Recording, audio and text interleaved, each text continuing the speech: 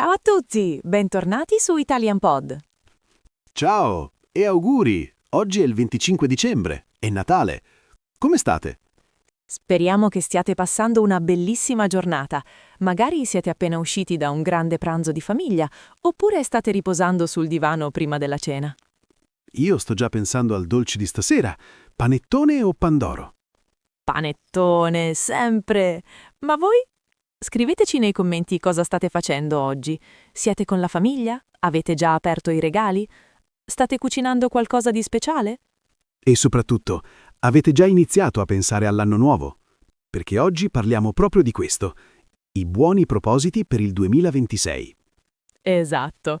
Tra pochi giorni sarà già gennaio e molti di noi cominciano a fare progetti, a immaginare cosa vogliono cambiare o migliorare.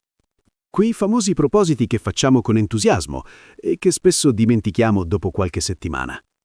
Ma oggi vi diamo tutti gli strumenti per parlarne in italiano. Ascolterete un dialogo naturale, imparerete le espressioni più utili e scoprirete come raccontare i vostri obiettivi per l'anno che viene. Quindi rilassatevi, godetevi questo momento e iniziamo subito.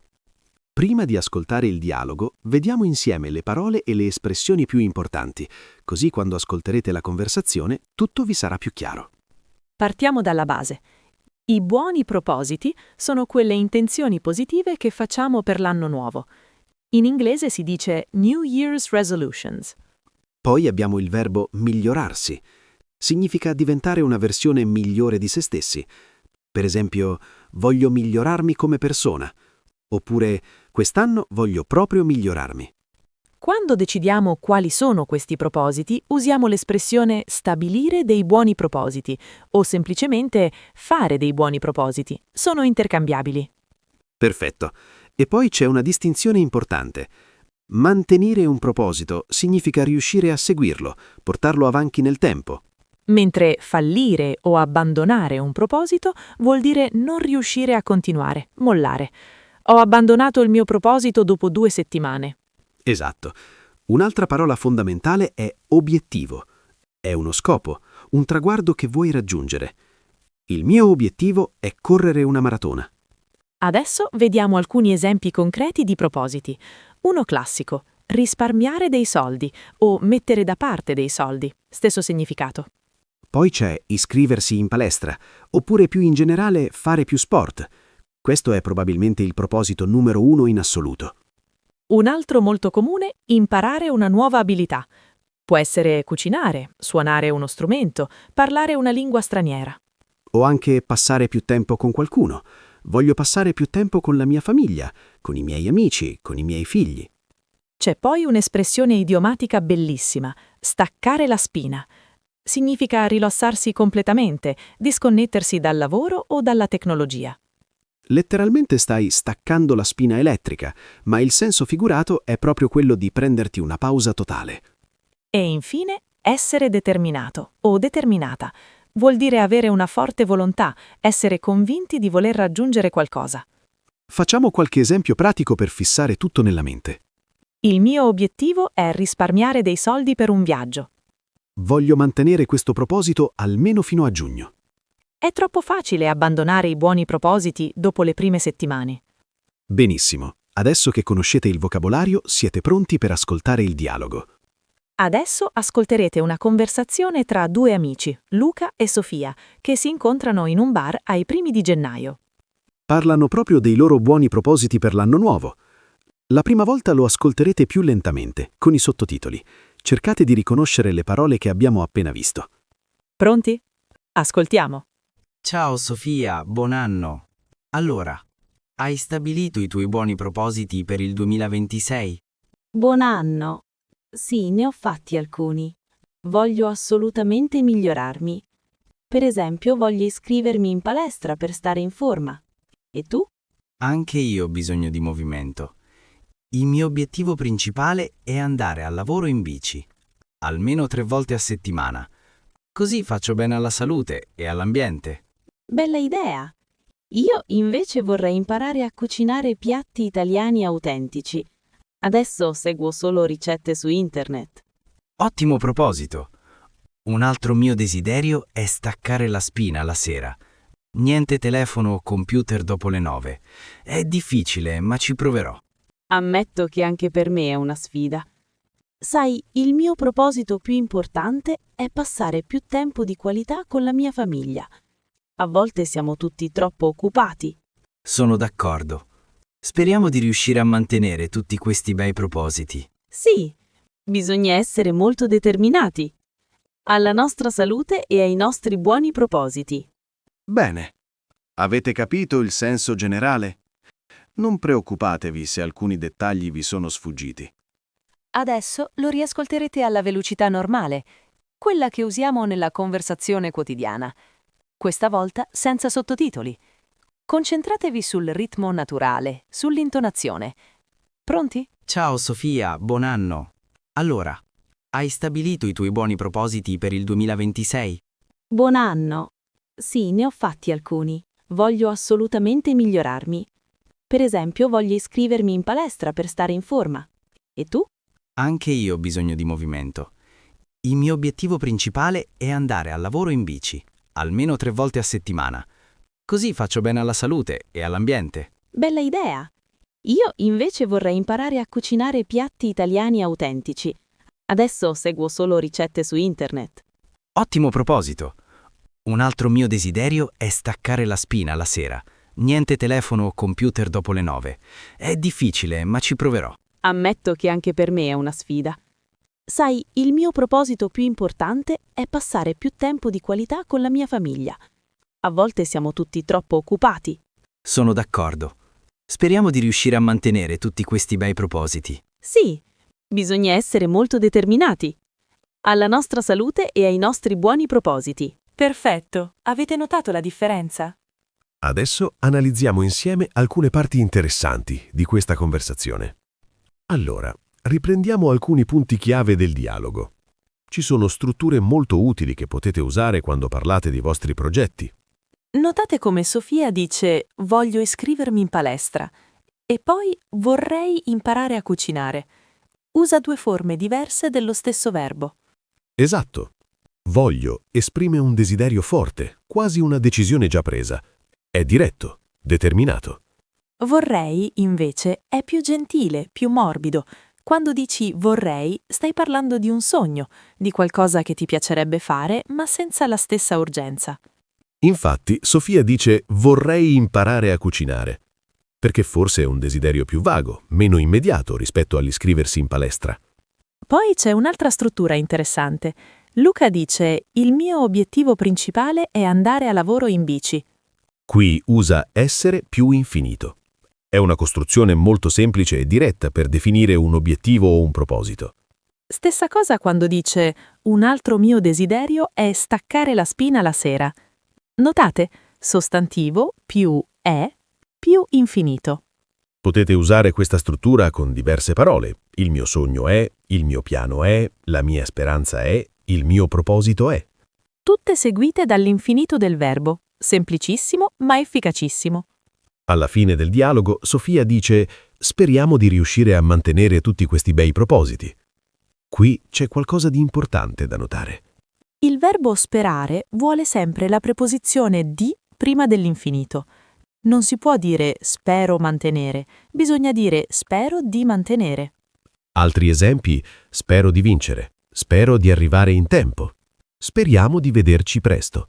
Sempre con quel di in mezzo, è una regola fissa. E poi c'è quell'espressione che abbiamo già visto, staccare la spina. Luca dice che vuole staccare la spina la sera, senza telefono o computer. È un'espressione idiomatica bellissima. Se la traduci letteralmente in altre lingue perde completamente il senso, ma in italiano è perfetta per dire che vuoi disconnetterti, rilassarti totalmente. È come se spegnessi tutto, staccassi proprio la corrente elettrica della tua vita frenetica. Un'ultima cosa. Avete notato che nel dialogo usano molto il presente e i verbi modali come volere? Sì, infatti quando parliamo di propositi raramente usiamo il futuro grammaticale. Diciamo voglio andare in palestra, non andrò in palestra. E questo ci porta direttamente alla prossima parte, dove approfondiamo proprio come si parla del futuro in modo naturale. Allora, questo è un punto fondamentale. Molti studenti pensano che per parlare di progetti futuri servano sempre verbi al futuro. Andrò, farò, studierò. Ma in realtà, quando parliamo di buoni propositi o intenzioni personali, gli italiani usano altre strutture. Sono più naturali, più spontanee. La prima è semplicemente il presente indicativo. Lo usiamo per piani concreti, per cose che sentiamo quasi come un impegno già preso. Ad esempio, da domani vado in palestra tutti i giorni. Oppure mangio più verdura e meno dolci. Sentite come suona deciso? È come se lo stessi già facendo nella tua testa. La seconda struttura è volere più infinito. Questa esprime una forte determinazione, una volontà chiara. Voglio smettere di fumare. Voglio viaggiare di più. Voglio imparare il tedesco. È diretto, personale. Stai dichiarando cosa desideri veramente. Poi c'è pensare di più infinito.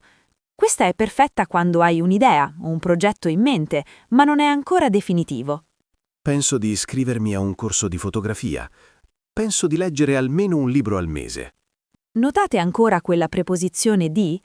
Come con sperare di, anche pensare vuole sempre il di prima dell'infinito. Esatto, non dite penso fare, ma penso di fare. E infine abbiamo due espressioni più formali, più serie. Avere l'intenzione di e avere il proposito di. Queste le usate quando volete suonare più determinati, quasi ufficiali. Ho l'intenzione di studiare ogni giorno. Il mio proposito è di risparmiare 500 euro al mese. Sono perfette proprio quando parlate specificatamente di propositi, perché usate la parola stessa. Ricapitoliamo velocemente. Per parlare di progetti futuri in modo naturale potete usare il presente, voglio più infinito, penso di più infinito, oppure ho l'intenzione di. Tutte queste forme sono molto più comuni del futuro semplice quando si tratta di intenzioni personali. Il futuro semplice lo usiamo più per previsioni generali o per fare promesse formali, ma per i buoni propositi queste strutture sono le migliori. E adesso viene la parte più divertente. Tocca a voi. Ok, adesso basta ascoltare noi. È il momento di mettervi alla prova. Abbiamo preparato alcune domande per voi. Vogliamo che rispondiate nei commenti qui sotto, usando le strutture che abbiamo appena visto. Non abbiate paura di sbagliare. Gli errori sono parte del processo, anzi, sono fondamentali per imparare. Prima domanda. Qual è il tuo buon proposito principale per il 2026?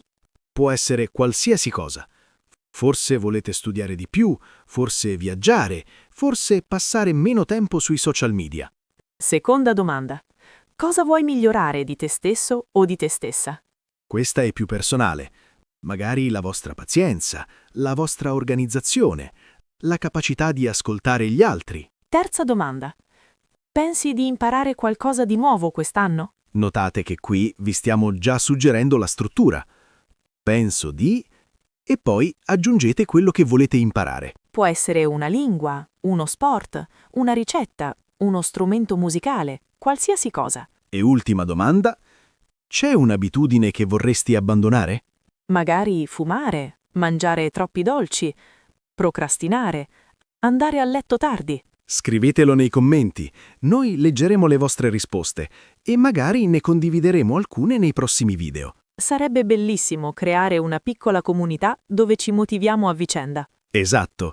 E ricordate, potete scrivere anche più di una risposta. Più praticate, meglio è.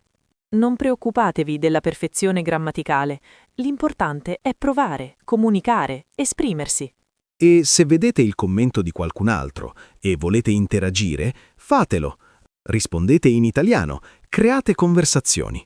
Questa è la vera pratica. Non solo guardare video, ma usare attivamente la lingua. Allora vi aspettiamo nei commenti. Siamo curiosissimi di leggere i vostri buoni propositi. Ed eccoci arrivati alla fine di questo episodio.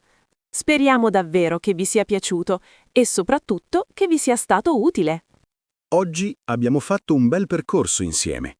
Abbiamo imparato tutto il vocabolario dei buoni propositi. Abbiamo ascoltato un dialogo autentico tra due amici. Abbiamo analizzato come usare volere, vorrei, pensare di e come il presente indicativo sia perfetto per parlare delle nostre intenzioni. E soprattutto, abbiamo visto che non serve sempre il futuro grammaticale. Gli italiani parlano dei loro piani in modo molto più semplice e diretto. Adesso tocca a voi mettere in pratica tutto questo. Scrivete i vostri propositi nei commenti. Raccontateci cosa volete cambiare o migliorare nel 2026. E già che ci siete, diteci anche come state passando queste feste natalizie. Siamo curiosi di sapere dove siete, cosa state facendo, se avete mangiato troppo panettone. Io ne ho ancora 3 fette che mi aspettano in cucina. Prima di salutarci, un piccolo promemoria. Se questo video vi è piaciuto, lasciate un like. Ci aiuta tantissimo a far crescere Italian Pod. E se non lo avete ancora fatto, iscrivetevi al canale e attivate la campanella. Così non vi perdete i prossimi episodi. Abbiamo in programma tanti contenuti interessanti per aiutarvi a migliorare il vostro italiano in modo naturale e divertente. Vi auguriamo di cuore un 2026 meraviglioso, pieno di soddisfazioni, di salute, di momenti felici. E speriamo che riusciate a mantenere tutti i vostri buoni propositi, o almeno la maggior parte. Esatto, anche solo 1 o 2 va benissimo. L'importante è provarci con determinazione.